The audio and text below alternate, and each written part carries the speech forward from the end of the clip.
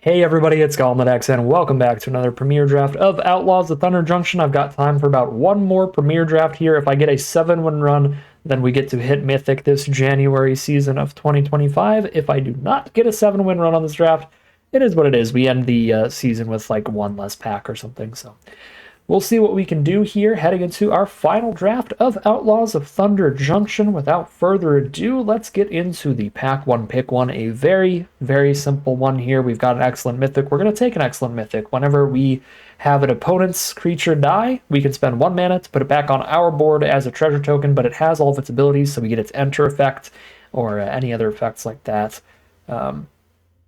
as a benefit for ourselves. So really, really solid mythic rare to start off with. Pick 2, Beastpawn Outcaster is one of the better green uncommons, but Outcaster Greenblade I think is actually the best green uncommon. This is going to pick up whatever land you need for your mana base. You can pick up an untapped land if you need one, but usually you want to grab a 2-color desert out of your deck, and it's excellent mana fixing that way while also being potentially an absolute game ender. If you are a desert heavy deck, this could be like a 4/5 or a 5/6 for only 3. This card's an absurd card, being fixing and the finisher all in one. I love me an Outcaster Greenblade, so we're starting in a great position here. Outcaster Greenblade towards just grabbing a splash mana for Vraska if we don't play green-black at the core, but I'd be perfectly happy to play that color pair. It's got a lot of excellent graveyard recursion, big 2-for-1 powerful plays like the Greenblade and like the Vraska. Really excellent start to this draft. Our pick 3 gives us a throw from the saddle. This is really busted removal in the green-white mounts deck, because then, you know, your 2-mana 3/1 becomes a 4/2 for the rest of the game. I like that a lot. It's also decent in any green deck. It's really good with Death Touchers like Vraska. So no matter what, this is going to be good. But if white ends up being really open and we get to be green-white mounts splashing in Vraska off the Greenblade, then that'll be a really, really strong card. So I'll take that. Villainous Wealth is also fine. If you get really, really stable and get to a super, super high mana cost, this can be a win condition. But I think this format is really not lacking on win conditions. The efficient removal spells are going to be the more important cards to have the vast majority of the time. You really need to have those in the early game for any scary bombs. Pick 4. This is one of the worst packs of Outlaws of Thunder Junction I've ever seen. Wingsmith, Ferocification, Failed Fording, Overzealous Muscle, Map the Frontier, Reach the Sky, and Hindering Light. I would recommend never putting any of these cards in your deck. Just not even a single time. Shackle Slinger is like your 23rd filler playable. And there's 2 solid red cards. There's Derailment and Summoner. So I guess there's that, at least. Those are fine. I think we go for Derailment for the flexible removal over anything else. Yeah, that pack was bad, not in that every single card was unplayable, but the bad cards that were in that pack were really bad, and there were a lot of them. So, Derailment is perfectly fine. Pick 5. Still a Giant Beaver in this pack. Still an Intimidation Campaign in this pack. Still a Festering Gulch in this pack. These 3 are really, really, really good cards.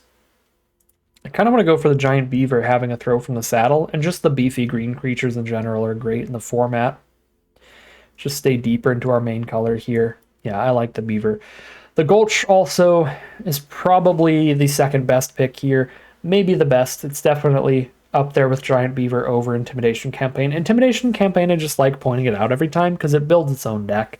It's a great build around uncommon. You just play a couple copies of this and then entirely removal spells in your deck, and that's a game plan. So it is a really strong card to consider, but I think we have a really, really solid green base to the deck where we shouldn't be immediately jumping on that ship. Pick 6, Drover Grizzly, again, great with throw from the saddle. And it's just a really high power creature for cheap. So any of your cards that care about power 4 or greater like this card. Any of your cards that care about mounts like this card. Snakeskin Veil is also fine, but we'll go for the Grizzly there. Consuming Ashes, pick 7. You love to see that. That is really good black removal. To get late, to go with our Vraska, keep us in Golgari. We can take that over a off-color desert. Pick 8, Bristlepack Sentry plays well if you do that turn 2 into Drover Grizzly turn 3. And the black creatures there are really bad. I think the best card in that pack was the blue counterspell, but we're unlikely to go in that direction. Not a very big fan of the blue in the format, but especially not like a green-blue deck. Blue-black can be fine. That's where you get to do the... I forget what that card's called, but the one a blue and a black thing. Enchantment, you get to draw a card, drain them for life every turn over turn. Can do fine in that kind of deck. Bunch of filler garbage. I'm going to start rare drafting like uncommons for Vault Progress.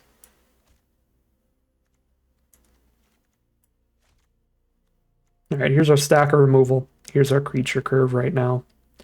One supplier towards white, just because it'd be nice to have the option of going green-white mounts if it ends up being decently open. And then one derailment towards red if we need to splash in some removal.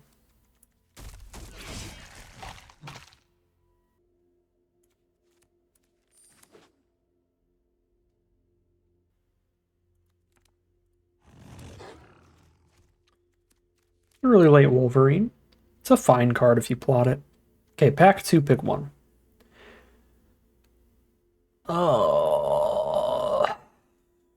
Bandit would be fine for what we're doing right now. But these rares are insane. Particularly Bruce Tarl. When it enters or attacks, draw a card or make a 2/2 Ox that has double strike as long as Bruce is still around. Green, red, splash white towards Bruce instead. Play Wolverine, Derailment, and Bruce instead of Raskin Consuming Ashes. That feels like a comparable enough trade. Bruce's utter insanity. Seraphic Steed? Oh my god, okay. Green, white, splash red? Instead, then, don't play Wolverine, do play Supplier, then splash in Bruce and Derailment if we can get enough white cards to be green-white mounts with Steed at the core of the deck. But I just passed a green-white rare. Oh my god, yeah, this is one of the awkward things about Outlaws of Thunder Junction. It is, I think, the most bomb-heavy set of the entire year last year, which is saying a lot because it was a really explosive set. Like, sets like Duskmourn I still consider to be a little bomb heavy for my preference, but this one was insane. Like, you just open up packs like that. There were probably 4 insane rares out of those 2 packs. We didn't get to see what maybe the other rare alongside Steed was. Another Beaver. Green is the only color that we have 100% confident, 100% confidence in playing here. So we take those cards as our number 1 pickups. Hollow Marauder is very good. Like, very, very good. But I have Bruce and Steed towards going like green, white, red instead of green, black stuff towards that card. There's the Tether towards green, white. That was a great removal spell. Awesome. Conduit Pylons is probably pretty incredible in this deck. At the very least, we can pick it up off of Green Blade towards casting these off-color bombs. We'll take it over Steer Clear or Snakeskin Veil. Although, you know what? Snakeskin Veil is also probably pretty incredible in here. Just to protect a Bruce Tarl or a Steed. Yeah, hopefully we can wheel one of these. Cornucopia is not a good card. You kind of have to disregard the rarity of these big score cards. They look like Mythic rares, but a lot of them are like common power level cards. They were supposed to be in their own set. This is literally worse than most common 3-mana mana rocks. It's a 3-mana mana rock that you have to have colored mana to cast in the first place, and then all it does to give you a benefit is just a little bit of life. Card is not a good card. It's weaker than most commons in the format. Pick 6, we have a Holy Cow now. Pick 7. Okay, this is working out fine. We get like a Tycoon or a Keykeeper. I have to work on the curve here. I've got 3 excellent 4-drops, so we'll grab the 2-drop creature. Pick 8, another 2-drop creature. Oh, this pack has worked out so well for me. I was getting real concerned we were not going to get enough white playables to play a green-white deck at the core, but boom, there you go. Tether, Holy Cow. The Keykeepers are kind of filler, but we need filler 2-drops in this deck anyway. This is a solid core to a deck. We don't have like any deserts though. I haven't been taking them particularly highly, and somebody else clearly has, because we've seen like none of the Naya colors past like pick 1 or pick 2, which is what we could really use access to here. Greenblade is still like a fine card without like any deserts in your deck. It just can be ridiculous if you have like 4 or 5 deserts. Technically, Ride Down's castable, but it's really narrow, so I'm going to take Bighorn. Okay, I feel a little rough for taking the Snakeskin Veil there. Again, I do have a bomb in here like Bruce, where if we do counter the removal spell on him and keep him around, it's going to be devastating. But we didn't wheel any of the deserts at all, like the Conduit Pylons or stuff. Somebody's probably playing some big, goofy 5-color deck and taking all of our fixing. Pack 3, pick 1. Sword of Wealth and Power is good, but really slow. You do get protection from instants and sorceries, but it is 5 mana before the first equip. The doubling an instant or sorcery, we don't have a lot of those to do that. Some of our removals like enchantment based. I think I'd rather have Burrow Fiend by like a tiny, tiny margin.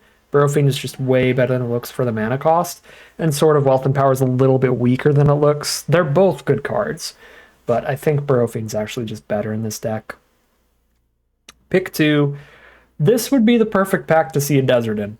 I would take a turn 2 on color desert right now, like a green red, a red white, a green white. Any of those deserts, I would slam dunk out of this pack, because like another Keykeeper, a Tumbleweed Rising, a Stoneforge Mystic, or an Outlaw Medic are quite filler in this deck. So it's like, it's not like that I wouldn't take a desert highly, it's just I wouldn't take a desert highly in the packs I've been seeing them in. This is the perfect pack for it to show up, and so it doesn't show up, and our mana base is going to remain a little awkward here. Now, had I taken the Mythic equipment, it would have been pretty fun to take the Stoneforge there. Take the sword into the Stoneforge. It'd be pretty fun little start there. Okay, Forlorn Flats is not an on-color desert, but I do have a Beastpawn Outcaster, so still a really nice card to take instead. I don't know if I would take a desert over the Outcaster. That one's really close. Here, I would take a desert over any of this also, but they're gone. Freaking 5-color drafters. God dang you.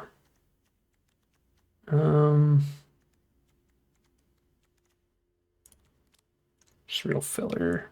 Just take a Sandtree. Whatever I take is super, super filler.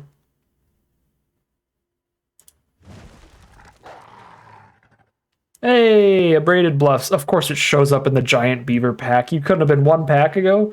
You're not filler, you're great. I get to cut a Bighorn and make you even better, but yeah, we take the Bluffs 100%. Pick 6. Garbage. Absolute garbage. There's Gardener if we need it. This is 23 non-land cards now, so every time we pick a card, we can cut a card. Just make the deck better and better. These cards suck, though. Okay, not true. Another Sterling Supplier is nice. I love topping off with some flyers in this format. I'm probably cutting these Bristleback Sentries one by one here. Another Snakeskin Veil. Goodbye, all Sentries. Dun-dun.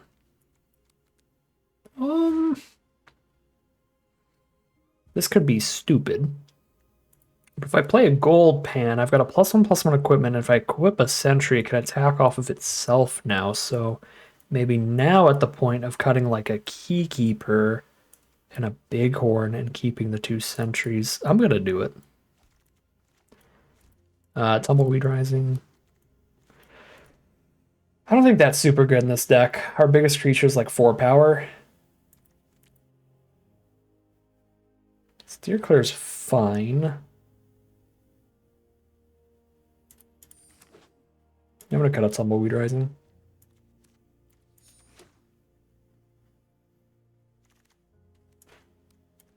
I think I'll just play one of these Steer Clears. Pretty low on removal, but like Steer Clear can't really kill any bombs. It does 4 damage and only to an attacking or blocking creature. Very, very narrow. 17 creatures.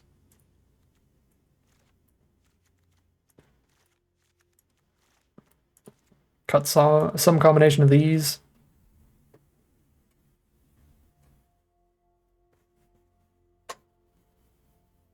We'll go super consistent mana mode. I'll keep the gold pan.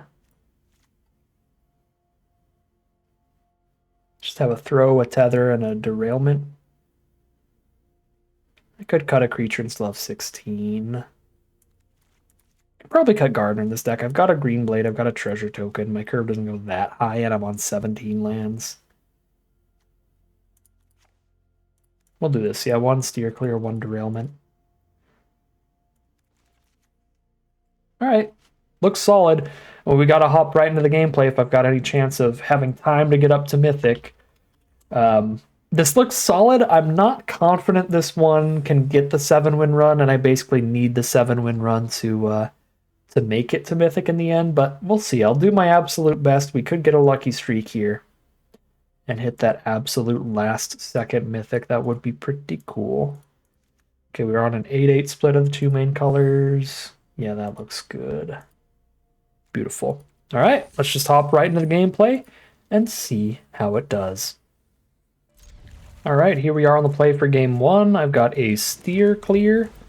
I have a Throw from the Saddle here as well. But that matters less because I don't have enough mana to play any of these creatures right now. I top decked the 2-mana creature, so now the throw from the saddle could be relevant. Uh-oh. Green Blade's probably the best 3-drop I could have drawn, because now if I hit any 3rd mana, I know I can cast Bruce Tarl the turn after. The issue, though, is obviously I missed my 3rd land drop. Instead of drawing a 3rd land, I drew another 3-drop spell, so it's still awkward. It's still worse than just drawing the land up front. There's a Steed. That's a spooky one, but I think I want to clear out the Mana Dork immediately. Keeps them from just ramping out on me. I have no power 4 creatures in hand. I've got Bruce. Yeah. We're playing it slow. Hold on to the Outcaster. I'm about to get deleted from one of these random big score cards. Yes. Yes, I am. Probably.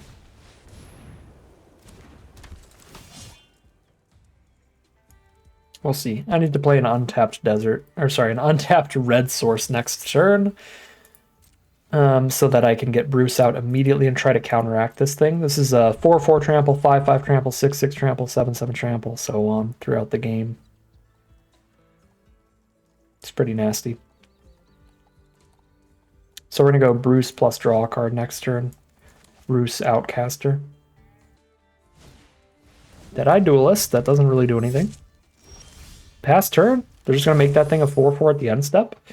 Instead of bashing me with it, I will take the extra life, because if they attack, they would have just taken 4, and then I wouldn't have even had a counterattack. So I'm happy with the no attacks here.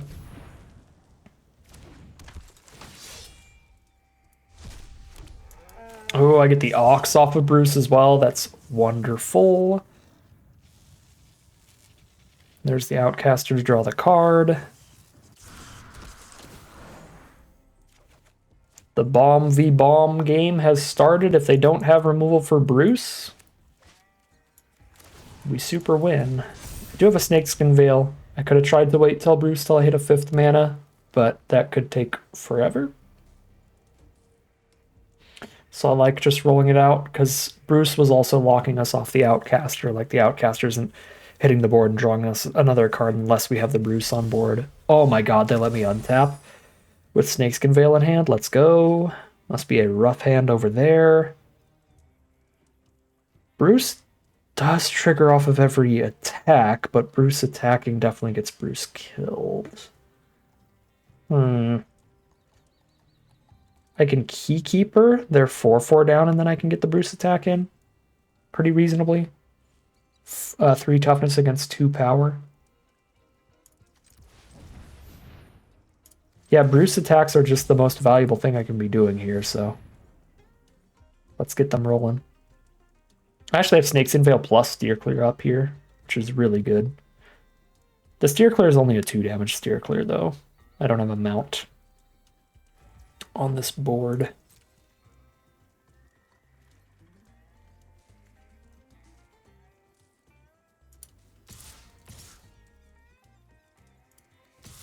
Jam. Okay, well, we can play Giant Beaver next turn.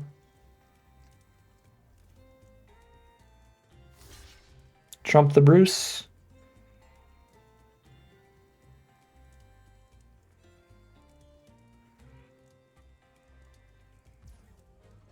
Yep.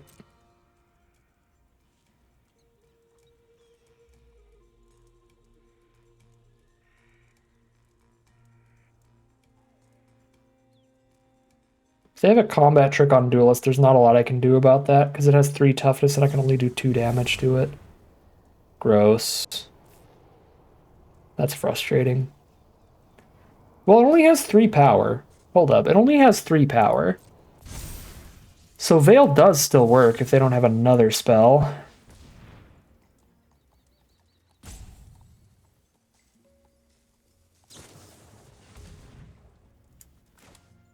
Okay, they had another spell. Well, I can make sure they both die then. Alright, they both die.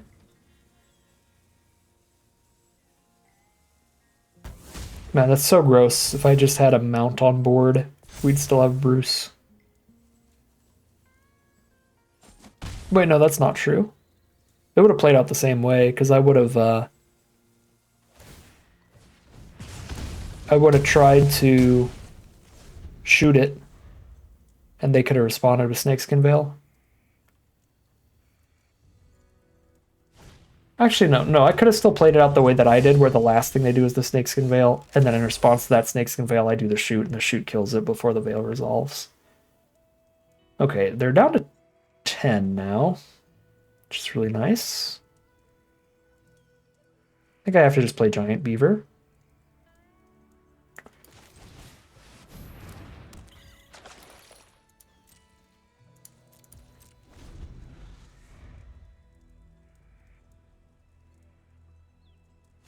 Whenever I hit Sterling Supplier mana, that could be pretty sketchy.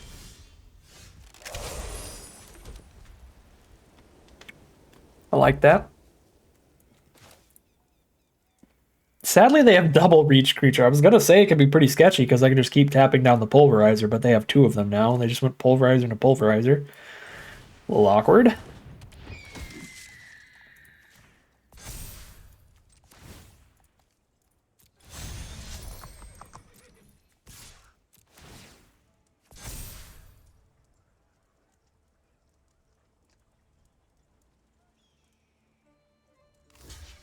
Oh. Sick. Well, now I can just tap 1 reach creature hit with Supplier every turn. Unless they have 3 in a row. Okay, that's a Trampler. That's a creature on the ground. Alright, 1 reach blocker, 1 Keykeeper, and Supplier combo to try to win the game. Go team go, let's do our thing.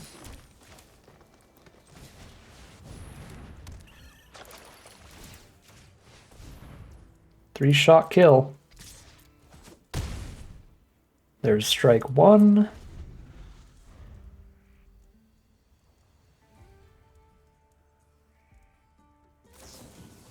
Thunder Salvo the Keykeeper. Alright, well, they're stable. Only 6 life, but they are stable. We have an excellent block for a 4-2.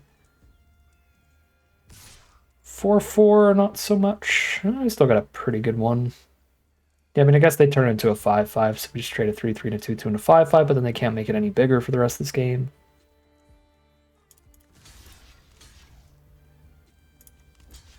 I'll block with the whole team here.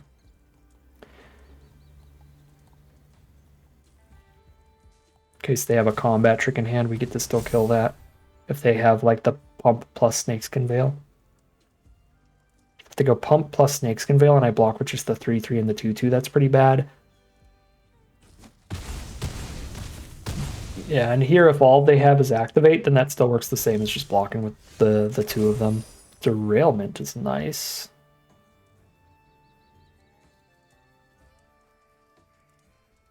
Derailment gets the kill on Pulverizer after they go for a block. Costs me 3 mana.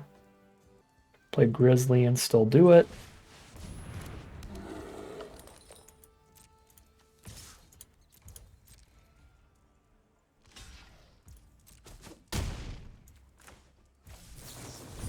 They had a Snakeskin Veil, they would have used it to kill Supplier.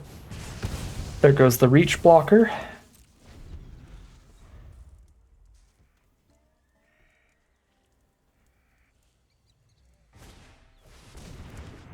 Ferocification does pretty much nothing, right? +2/+0 or Menace Haste once per turn. Basically nothing.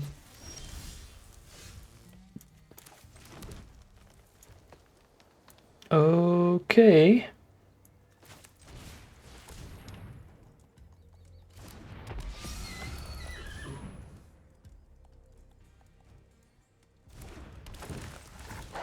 Give the squad trample. Give the sentry a counter. 1 blocker up, send the squad in.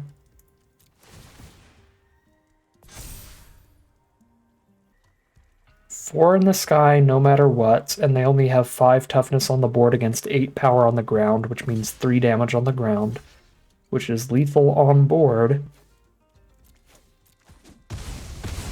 And lethal it is. That is 1-0. Good enough start if we keep the win streak rolling here. We are up into Diamond Tier 1. If we get 6 wins in a row, then we've done it. But if not, I do not have time. There's only, I think, 40 minutes now left. Great mana, that's a keep. Bluffs into Steed. I don't have double green, so I can't even try to like Steed turn 3 to play around removal here. Because I have to wait to draw another forest to be able to hold up Snakeskin Veil, and that could take anywhere from 1 to 10 turns. Yeah, there's still no other green source. I would still rather hold up Snakeskin Veil than Mystical Tether here. Plus I can get the kill with Steer Clear on this crab. The crab's annoying enough. I'll Steer Clear it. I am not going to play Bristlepack Sentry over holding up Snakeskin Veil with Steed on board. Okay. Yep, first strike looking lovely here. We do not need to throw from the saddle. There's another green source. Now I can play Sentry. Still have Snakeskin Veil.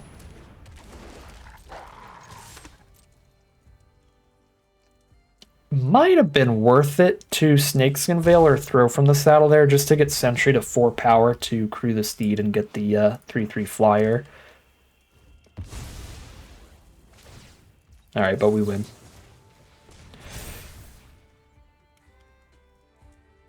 The Veil protects the Steed, and now I can just do that this turn. There's the Beaver. There we go. Yeah, that's just GG. Even if they kill it now, it's multiple creatures of value.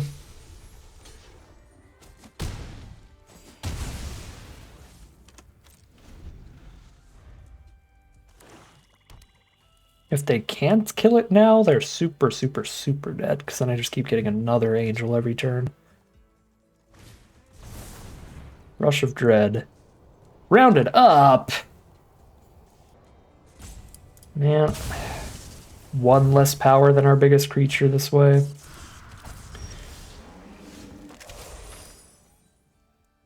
I would hit the Outcaster. That's 1 mana off from getting cast here.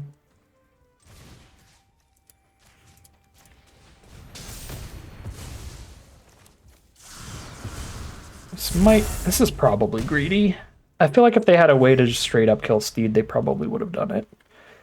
If I play it out this way, then I have the 4 power creature for Outcaster to draw the card next turn without having to spend any mana. So next turn I can go Outcaster and have Tether up instead of having to go throw from the saddle next turn plus Outcaster to have a 4/4 to draw a card.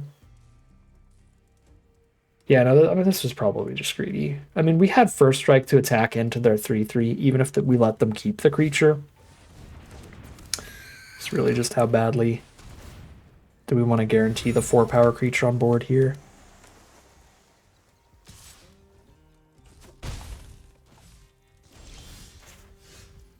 okay.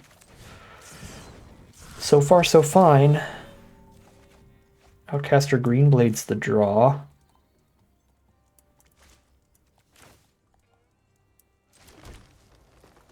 I think it's worth... Oh my god, I'm dumb. I can saddle with multiple creatures. I could have gotten the Angel here. I'm so bad at Magic. I'm so bad at this format. I've forgotten everything. I was going to be like, I think it's worth holding the Tether up here as an instant in case they try to do some crazy combat trick. But no, I could have just had 4 power to crew the thing. Whatever. In for a penny, in for a pound. At this point, we're holding up the Tether anyway. Because I've got the 5 mana up here, and playing the Green Blade post-combat isn't going to retroactively saddle the steed. We should have just saddled the steed there instead of holding this Tether up. I just forgot about double activating. We probably would have won this game by now if I didn't make these these misplays like that. And the other one was like the early use of our removal.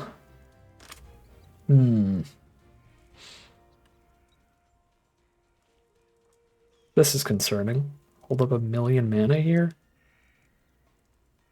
Probably like to just Green Blade and saddle this next turn. I think I tap out for Tether.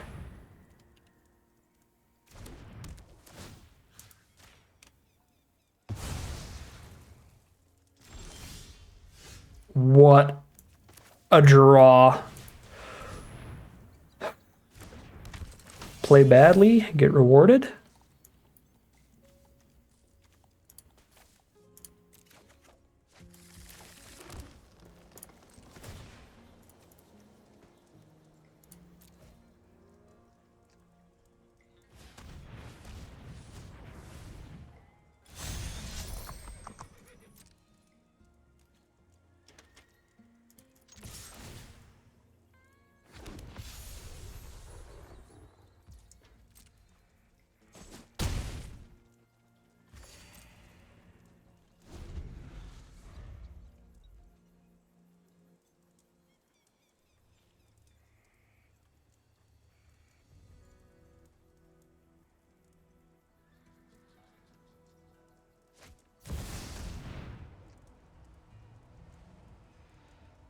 Mana value X exactly, so I keep my flyer and they have to chump with Malcolm here.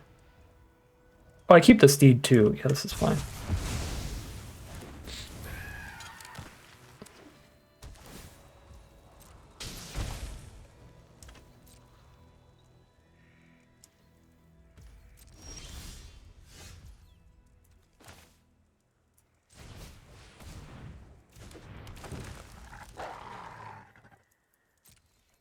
They have to go chump chump, so I think I have to just not saddle here and force the chump chump.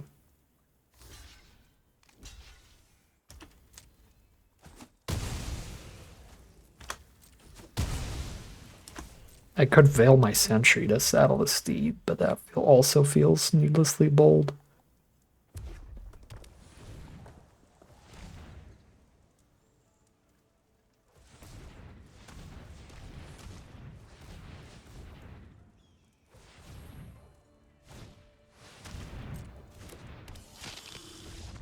Okay. All right, 2-0, 4 wins away from Mythic. Like 30 minutes to go. Hop right back in that next game. Jam it out as quickly as possible. Snap keep. 2, 3, 4 curve. Got a steer clear. For interaction. Another 4 drop at the top of our curve. We just play that and saddle it up to the beaver. Have a 4/5 vigilance. Maybe another blue-red deck that's about to salvo my Keykeeper. That'd be fine, then the Grizzly would survive. Probably salvo Grizzly in the end step. No. Hold. 2/4 Desperado. Well, I have mounts on board, so I can just shoot that for 4, but I can also just play a giant beaver, so let's do that. Yeah, you know what? Probably better to saddle the beaver with the Grizzly, and then just have the 3 toughness card, or just steer clear the Desperado. getting Grizzly's toughness heightened to the Beaver does feel really valuable. Just Shackle Slinger. Matchup looks good. Generally, oh my god. Generally, the blue-red decks are pretty weak. Yeah, this is absolutely disgusting attacks now. And then I could just Keykeeper somebody down in their end step.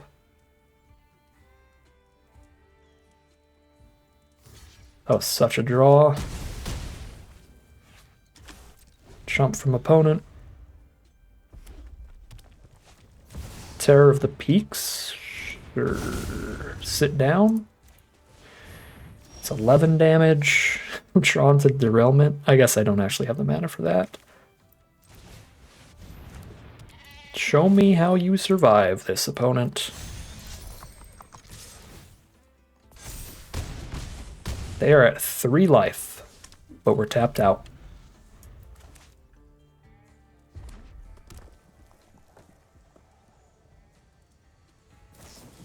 Slick sequence to blow up Keykeeper. Outlaw Stitcher to get multiple blockers, and multiple pings off Terror of the Peaks. They go face with the 1, and for the 4, probably kill Giant Beaver. Kill the Grizzly. Oh, right, because that one gives trample. Makes a lot of sense. Mystical Tether's good. I can tether plus steer clear.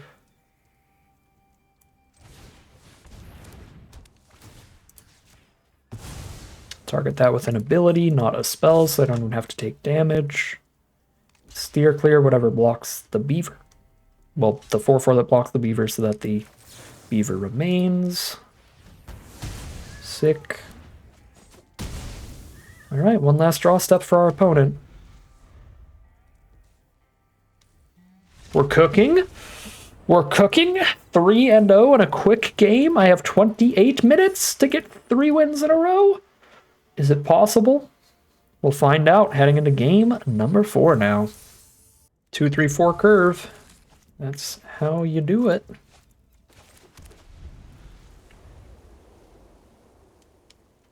Playing against green. Now I have Sentry into Grizzly, attack for 3, turn 2. Golgari from opponent. There's Hard Bristle Bandit for some ramp. Spooky. Spooky in this very bomb-heavy format. You don't know what's going to pop out of that Hard Bristle Bandit.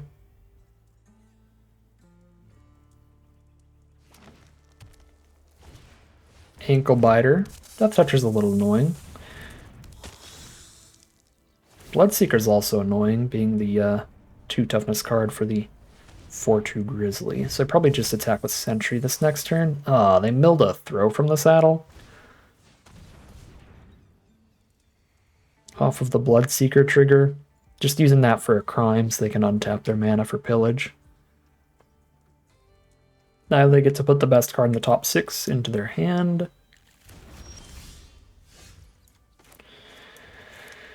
Okay.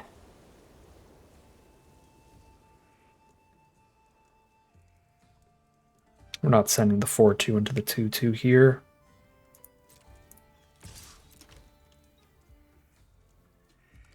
Sentry for Ankle Biter trade. We take that. Here's Giant Beaver.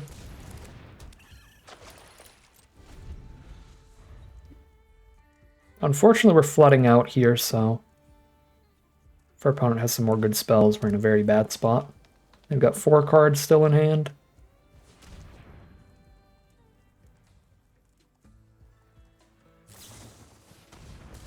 Desert Stew's a pretty good one. The Honest Rutstein, too. Ankle Biter for another 2 for 1. And we flood, alright. I don't have time to play out a losing game here, so I'm going to give it like 2 more turns to try to find Bruce. Or they're just way too ahead in cards. We're flooding in there on Golgari 2 for 1's the deck. This is a very, very bad archetype. Very, very bad matchup to try to win the late game against. Because the majority of cards they can draw into, like, It's like a 3/2 plus pick up a creature from grave, or like make a 1/1 pick up a creature in grave, or like the 4/2 enters the battlefield, your opponent discards a card, maybe you even draw an extra card off that. Okay. Attack with ankle biter's slightly wild. Guess we're gonna then go for the counterattack here. See what kind of trick they have in hand. I don't have a better play.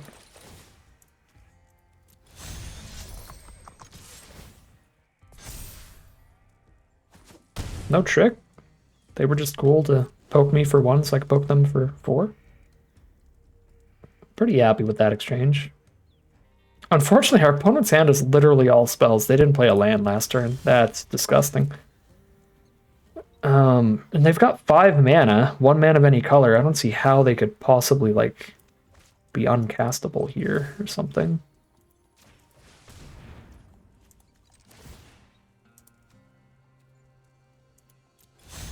Just have the beavers keep helping each other out.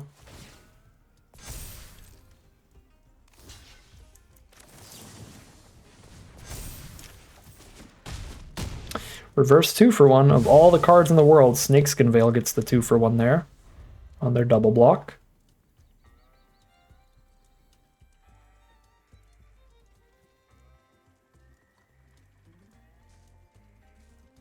Mourner Surprise would be filthy on Honest Rutstein. Yeah. Oh, this is really not the matchup we can have when we only have 20 minutes to play.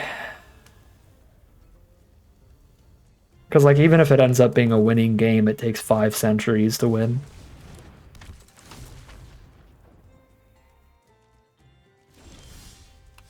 That's a steed. That is a steed with easy mount going on here. It's got great attacks against the Death Toucher.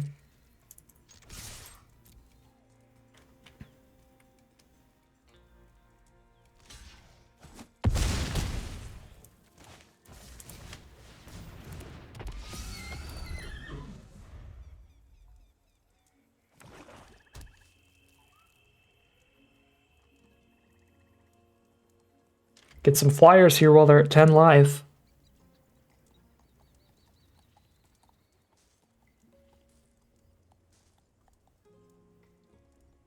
Yeah, I have 22 minutes. At this point, I can't concede. At this point, if I lose one more game, we're out of contention. Because, like, yeah, I could easily win enough games to get into Mythic, but I wouldn't have the time at that point because I would drop 1 level back down. I'd have to win 3 more in a row after this instead of just 2 more, or 4 more in a row instead of just 3 more. One of those 2 things.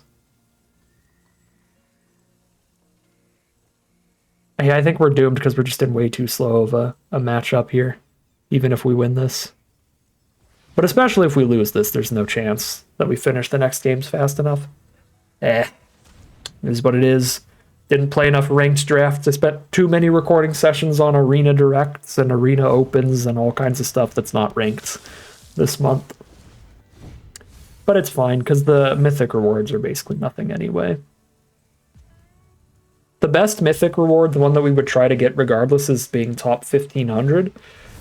Because that's where you get entry into the qualifier play-in events, and on average in those we tend to get like a couple thousand gems off of just an average run, so that's the best prize out we'd be getting.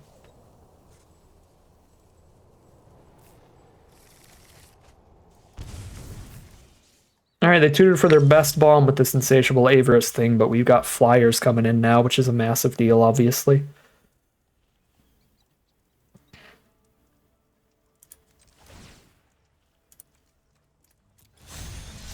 Multiple flyers coming in, actually. I have no good blocks for Beaver if I do that.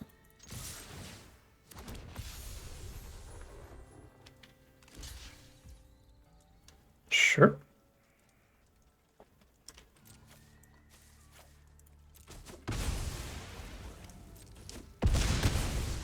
They're at 1 facing 2 flying threats with a Sterling Keykeeper on board.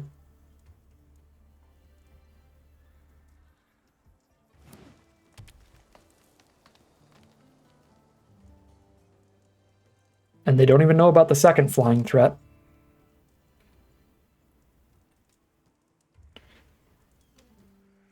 So the unexpected flash of the holy cow could be the surprise we need to get the kill here.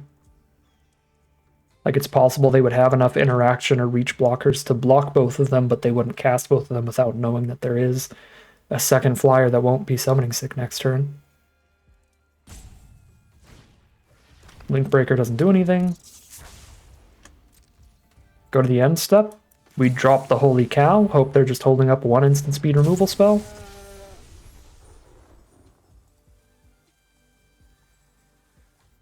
Get the scry, find mystical tether. If they try to flash in a blocker, we can tether it.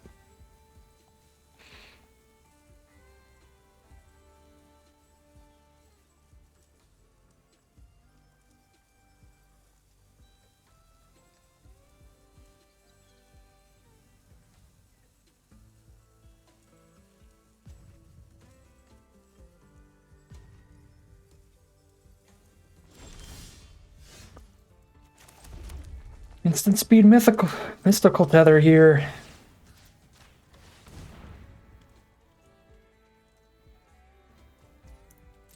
They do some kind of lifelink trick on blocks. I tether whatever they try to lifelink up. Go team go.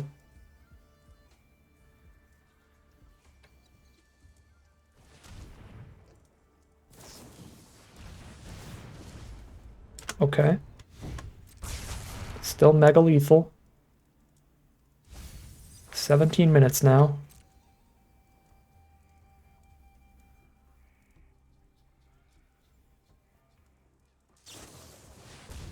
Still mega lethal. Okay. Oh my god, we won that game. I will hit for one. GG. 17 minutes. 17 minutes is all I have to spare. 2 games. We can do it. It's possible. It's possible. We're undefeated. Listen, this is a great draft no matter what. Technically, at this point, we started at 4-0, but oh my god, we got a 6-0 it to get in. The Mythic. Please. Please. Just let me go 6-3. 6-0 into 6-3. I'll take that. If we lose a game, that'll be a bummer. But it happens. If we lose to time, that will be the most tragic way to end it. That we would have gotten the 6 wins in a row to get into Mythic, but we just played a little too slow, drafted a little too slow, built the deck a little too slow, any of that. It's a really good hand.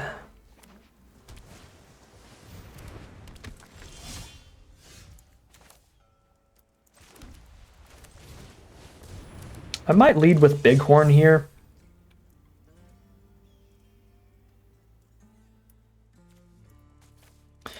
Although I guess if I get Bruce down, then Sentry gets to attack immediately. And if they're tapped out, they're a blue deck, so we can try to play through the counterspell that way. Oh, baby, they're stuck on 2 mana here? Okay, 2 mana can still play the common counterspell, so I'm going to Bighorn over Bruce.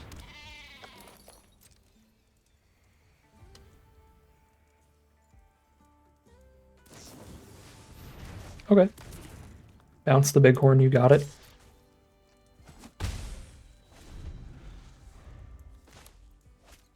They're still stuck on 2 mana.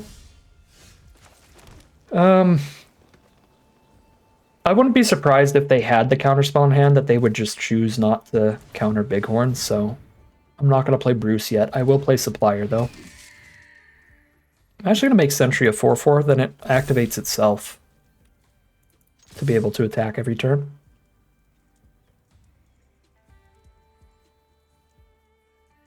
Even if everybody else dies.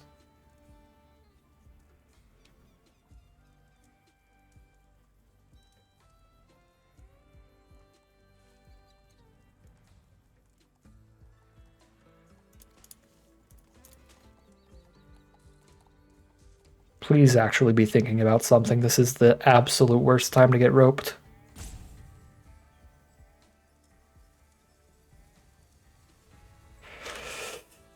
Oh no.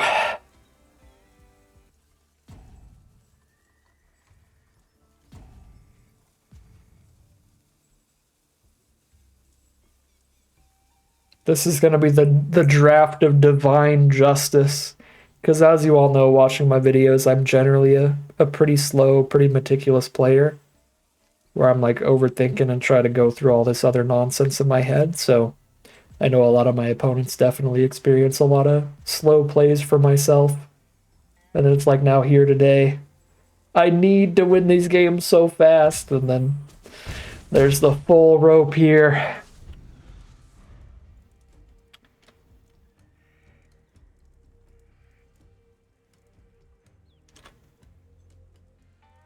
At least if they give us another full rope, that's game. We get the win.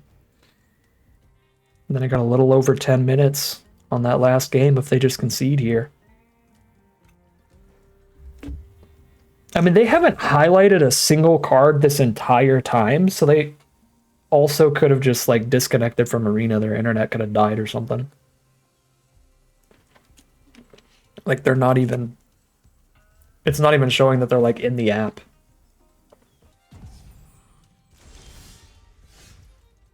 Okay.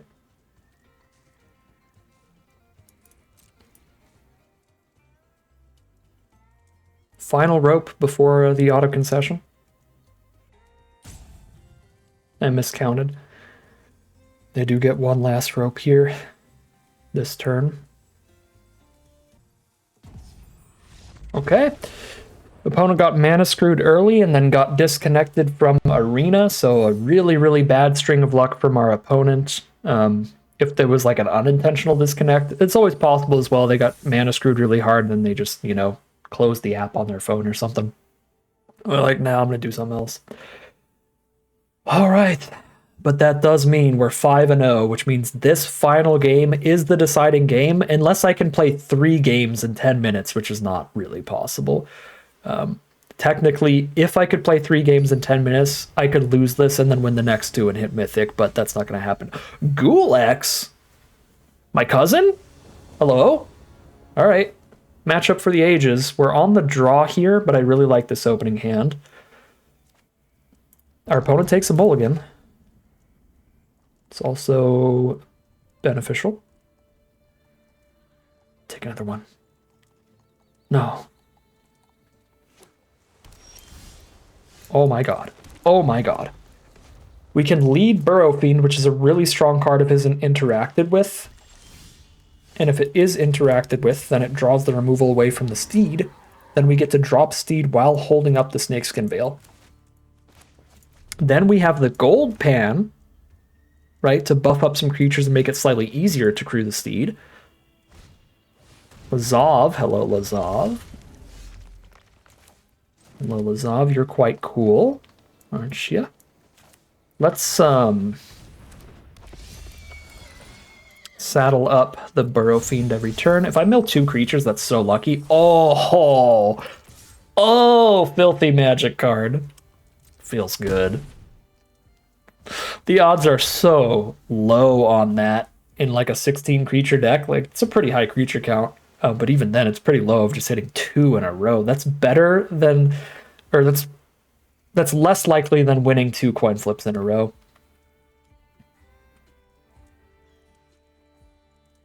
So that just feels wonderful.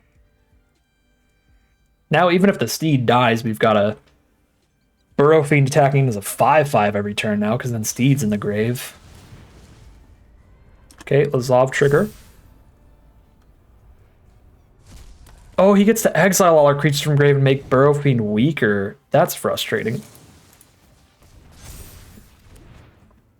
Lazav's pretty good against the Burrow Fiend here. There's the Drover Grizzly. That single-handedly saddles up the steed. I can gamble on saddling the steed by going Keykeeper here.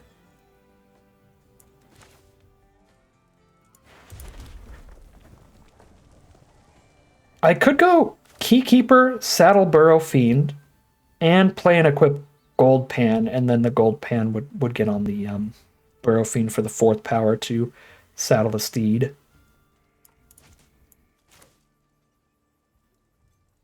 I mean, I feel it's got to just be Drover Grizzly, right?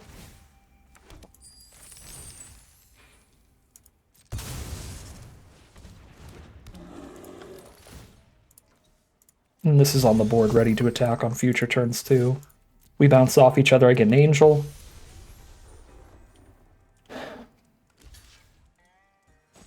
Wonderful, wonderful. I got 7 minutes. Oh, I should have maybe saddled Burrow Fiend main phase 2, just to try to put more cards in grave, but that also gives Lazav more targets. Okay, Steed is finally stopped. Has been stopped cold, but I have the flyer from the Steed. Wow, Lazav is a kind of brutal card.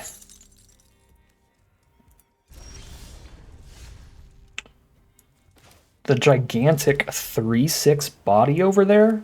Yeah, we're gonna need Keykeeper to get damage on the ground. Okay, again, I don't think I'm filling my grave when they have Lazav on board. I'm just gonna not use Burrow Fiend here.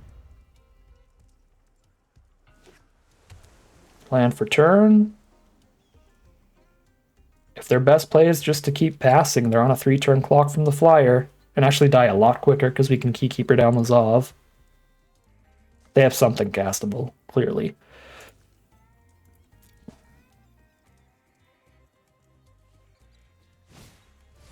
Lockpicker, Flashback, Deserts do. They only have -2/-2, but that still hits Keykeeper. And make sure we only hit them for 4, so that's still good. They hit Grizzly, though. Okay. Fair. But now I can Keykeeper down Lazav instead and get more damage by putting Gold Pan on Burrow Fiend, or if I draw a creature to saddle Burrow Fiend, that works too.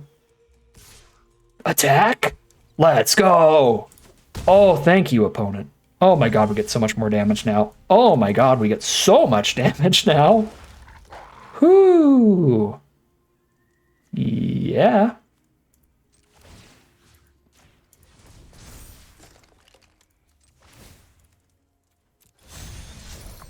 I'm so happy with that attack from our opponent. Go squad, go. Go to 2. Basically have to top deck and lethal at this point. Or die. Oh! That feels so good that I made the chair do a squeaky fart. We are 6-0. Mythic at the literal last possible second this season. I doubt we're top 1,500. We are! We're 721! Oh my god. Check out the profile page and just show off how to the wire that legitimately was. Season ends in 3 minutes and we're Mythic 721. So that we gain the 20 qualifier points that we need to immediately go into a future qualifier play-in events. And we can turn those 20 qualifier play-in points into at least like 2,000 gems. Let's go. Okay, technically at least like 400 if you go 0 and 3 or whatever. But on average, we get like a couple thousand gems out of those as far as I remember. All right. That's what it's all about. Well, we did it. I guess let's finish this draft up and then we'll go do a bunch of chromatic cubes until Ether Drift comes out. And then we'll have that excellent Ether Drift early access events right around the corner. What a way to hop back into the Outlaws of Thunder Junction format. Way to keep things interesting, keep things on the line here even when we're not technically in any kind of competitive season. Might as well try to jam the way into Mythic just for some bonus prizes. And we got there last second with this 6-0. It was a nail biter too. Multiple of these games really didn't feel like winning games. But we got super, super lucky. I mean, there was like the Multi-5 game. There was that Golgari game. They were just a million cards ahead, but we found some flyers to clear out the game. Feels good. 6-0, heading into what could be our final battle of the draft, but it really doesn't matter what happens now. We could lose 3 games in a row. That's not going to drop us out of top 1,500. I mean, it could get us low, but oh wait, no, I only have 3 minutes left anyway. So I would have to lose the next game within 3 minutes to drop any lower than 750. So yeah, we take those. It genuinely doesn't matter because next season's going to start up in a few minutes, and we'll just be at our platinum tier 4. Basically, stay that rank whether we win or lose 3 games. We'll be functionally at the same spot. All right. Get to start off with that Burrow Fiend again that worked so well last game. Even though they had the Lazov to eat the graveyard, we still got that just exceptionally lucky mill 2 creatures off the initial saddle that played so well for us to attack through the 1/4 body. We're playing against Rakdos. That's just an Outlaws deck. It's just going to be a bunch of Warm P over there. Warlocks, Assassins, Rogues, Mercenaries, and Pirates, of course, is what I mean when I say that. 1 creature, please. Thank you. Get in there, Burrow Fiend. Looking for a red source for Bruce Tarl, but we've got a solid curve without him. We got the Bighorn into the Supplier. The Supplier can do its little Bristlepack Sentry combo again, loading that thing up to make sure that it is always able to attack. Desert is very cool. I love that artwork. Original Desert's pretty fun. It's pretty solid as well. They get to commit a crime during our turn every turn, no matter what. Oh, unfortunately, we drew both of our only 2 red cards in the deck. That's awkward.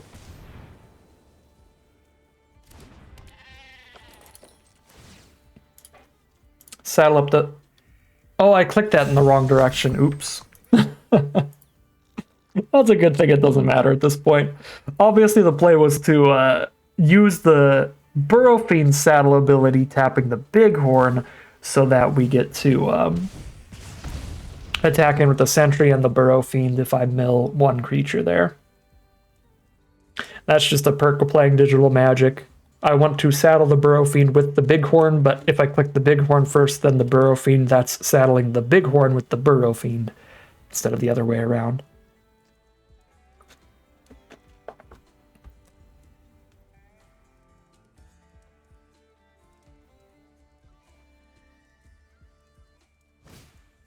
Ooh, Terminal Agony on Bighorn. That's 1 less removal spell for Bruce Tarl.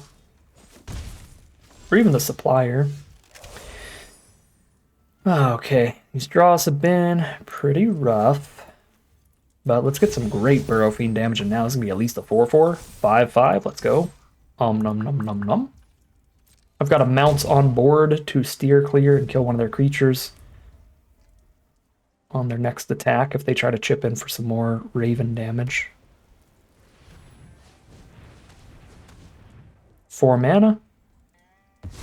Sharpshooter. That sucks.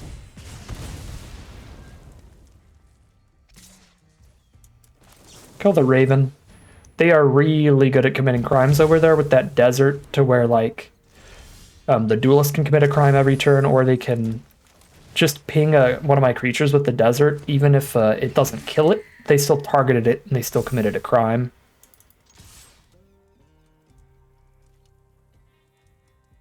We hit the Sterling Supplier mana, but still have both our red cards staring at us here.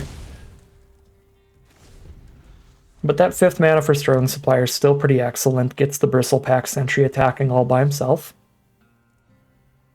I'm really, really happy with my deck building decisions here. With the Sentry being so mediocre most of the time, but then having multiple suppliers, the Gold Pan, and some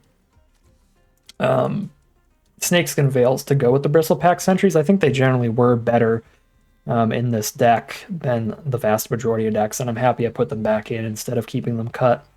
They've been playing out nice and solid.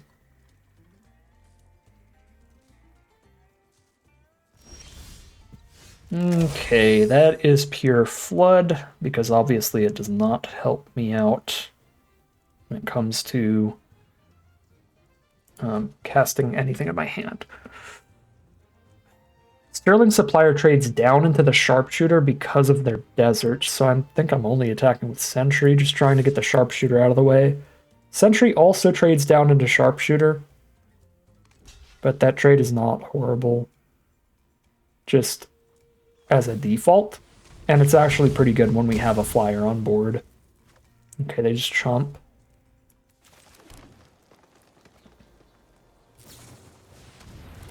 Rooftop Assassin. Never mind. Not a chump. They'll use the Rooftop Assassin to get the kill on the Bristlepack Sentry. If they find removal for Sterling Supplier, this game's pretty over. Because then they just lifelink their way back into it while I have nothing in hand. There's the removal for the Supplier. Super Filler, 1/5 mana, deal 6. But I basically am on a mulligan to 5 here. I have 2 completely blank magic cards. So we can't win from here without just like top decking the Mountain or the Outcaster Greenblade or the Desert.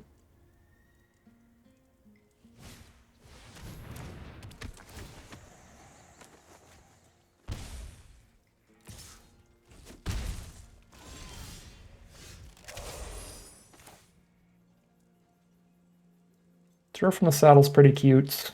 Unfortunately, I'm pretty sure I have to kill the Flyer with it, which stops me from attacking here because they have 6 power. I mean, I could 2-for-1 trade, but then I have to be confident that my hand beats their 3 cards in hand, and it does not. I have nothing in hand, basically. That is horrific, and then that's really, really bad right now. All right. Well, what can you do? Just lost to basically exclusively mana issues there. I made a really loose when I was already Mythic. What's going on? Arena's confused because the next season is starting is what's going on.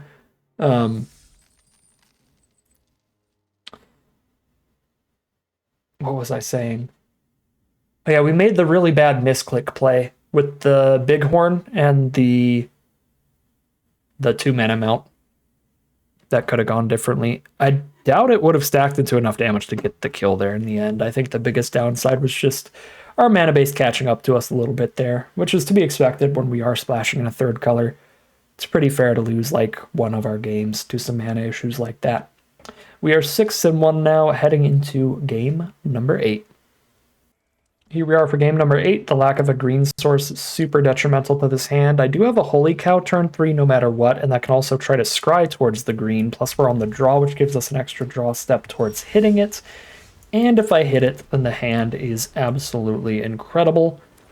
So I'm taking the gamble on this one. And we did hit a gold pan now for a green mana and a turn 2 play. So now we've got 1 green mana, but they're on Grixis Intimidation Campaign. That deck plays incredibly well, just running a couple copies of Intimidation Campaign and like 20 removal spells. So I am not running out a Seraphic Steed and cracking the treasure for it. I'm just going to Holy Cow in the end step. Worst case scenario, a Holy Cow gets countered, which is really not the end of the world.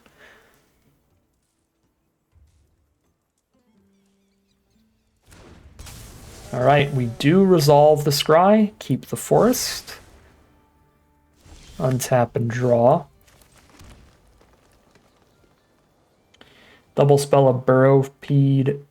Or no, I can't double spell because I don't have double green. I'd have to crack the treasure to double spell. So I can go Burrowfiend plus Bristlepack Sentry and equip the gold pan. Since I have to sack the treasure for another green anyway, I might as well do that. Can get them more interested in throwing removal at Holy Cow.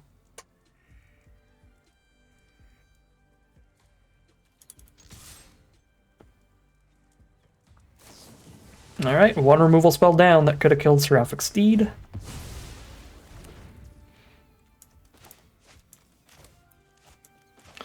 I cast the Burrowfiend first to play around the counter unless we pay 2.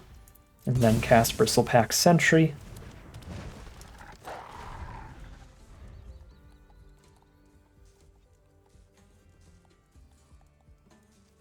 So if they want to recast Intimidation Campaign, they're tapped out of black there with their hand. It depends on what mana they draw off of it, or they already had in hand. Tapped black source, so they're tapped out here. It's going to be a good turn for attacks. Can gold pan up the Sentry, which obviously I already said is pretty great. Play a Greenblade, get a Desert, and equip. Got perfect mana for that, and that also saddles Burrowfiend because it's saddle 2, and the Desert makes this big enough for the saddle. Nice threatening board. Plenty of damage here, and we save the Steed for once they've expended more removal still. Still more than threatening enough to demand some interaction from them.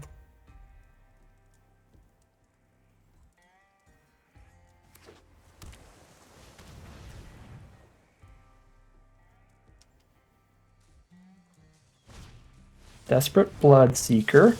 Little lifelinking blocker. They're going to mill themselves a couple cards. That does commit a crime if they target me with it, so if they're just going to play Intimidation Campaign here anyway, they could have went Campaign, then Bloodseeker target me, but they are holding up some kind of instant speed interaction, which means definitely don't play the Steed. Still play the Bighorn pre-combat so I can saddle but still attack with everybody here. I'm not going to throw from the saddle just a Bloodseeker. It's small enough they need a trick for it to block well. Anyway, goodbye, Bruce. Tragic.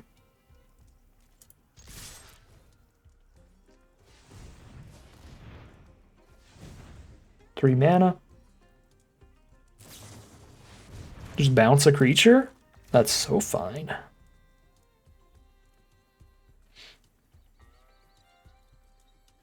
Gives me something to do with my last couple mana.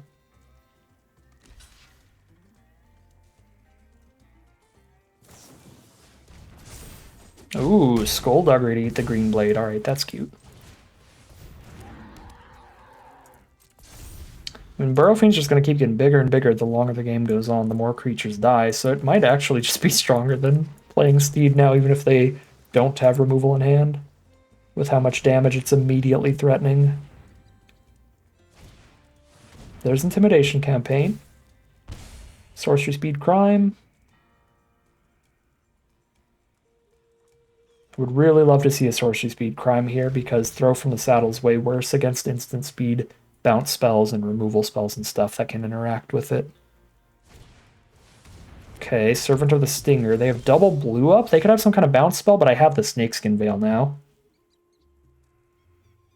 I don't have the mana to play Steed and Saddle and Snakeskin Veil. So let's just saddle first.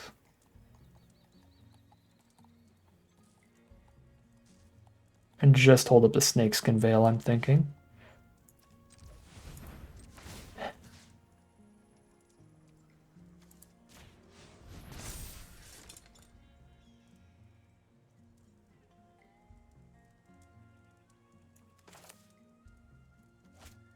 Saddle 2. I guess if I don't hold up Snakeskin Veil, I get to saddle everybody, which is awesome. Yeah. Actually feels worth it.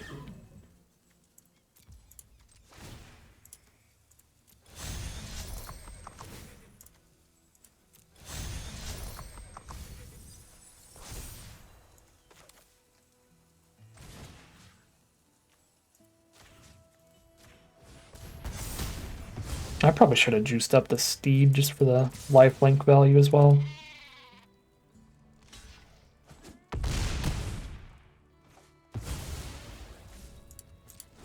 But I suppose this makes sure that, again, my eggs are not all in one basket. My threats are all pretty equally spread around. Like, my Bighorn is a 4/5 Vigilance naturally, but my Burrowfiend can get saddled up to ridiculous heights at like 7 power minimum. My Steed is a 2/2 first strike lifelink, which is fine, but it is way scarier saddled because it spits out an army of angels. So yeah, this way my threats are all kind of nice and wide. Here's the Tether for Gigapede, which should be lethal on board if they don't have the response. Most damage here is going to be Gold Pan the Sheep to saddle Burrowfiend, and then move the Gold Pan back. And this is already over lethal, but just in case. Do everything right here, and there you go. All right, 7-1 it is. Our only loss was a little bit of mana issues. Both of our red cards in hand never drew a red source or an outcaster green blade or anything. That great end of season arena glitching there. And yeah, I mean, we had some really high heights here, getting the 6-0 start and then and sneaking our way into Mythic the last possible opportunity. So a really fun draft, really cool way to end off these Outlaws of Thunder Junction drafts. But we still got a few days before the Ether Drift early access event, so we'll be doing some chromatic cube drafts in these upcoming days. But pretty sweet send off to the format. Pretty basic send off, obviously. Just showing off what the format is like in general with the bomb heavy stuff in general. You know, our first deck was Rakdos with an incredibly ridiculous Laughing Jasper rare. And then next up, just a couple more pretty bomb-centric strategies. And green-white mounts, we showed off a lot of green-white mounts as just the strongest deck. Most consistent deck without bombs in it. But this last time we did have extra bombs in it. I don't remember exactly what we had last draft. I know it was green-white mounts. I don't think it was particularly bomby. I think it was just like the good mounts curves, multiple throw from the saddles and stuff that plays so well in the archetype. So yeah, we didn't show off everything in the format. We didn't get to play the intimidation campaign, control, crime deck, but we did get to play some of the strongest decks in the format, which is basically anything with a good bomb rare, like our Laughing Jasper deck and our Bruce Tarl deck, as well as the green-white mounts strategy, the most consistent strategy in terms of commons and uncommons in the set. But that is 7 and 1. That is a full ride into Mythic, where we're going to use those play-in points for some upcoming Ether Drift play-in sealed events and get a bunch of gems out of that event as well. So really, really in the money out of this draft, if you account for the fact that this is the draft that pulled us to Mythic as well. But that is going to end today's video. As always, I'd like to thank my patrons and YouTube members for their support, as well as you for watching the video. If you enjoyed watching this and you're interested in seeing some more, you can always like, comment, and subscribe to tell the YouTube algorithm to send you some more in a recommended feed.